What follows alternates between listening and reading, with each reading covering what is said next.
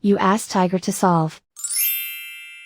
This deals with linear equations with one unknown. The final result is f equals -15. Let's solve it step by step. Group all f terms on the left side of the equation. Add 14f to both sides.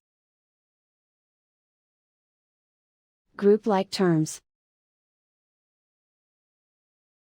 Simplify the arithmetic. Group like terms. Simplify the arithmetic.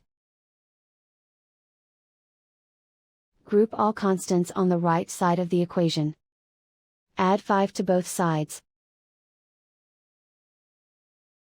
Simplify the arithmetic.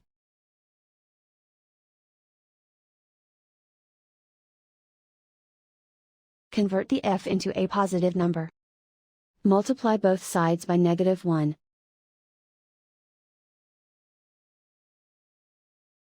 Remove the ones. Simplify the arithmetic.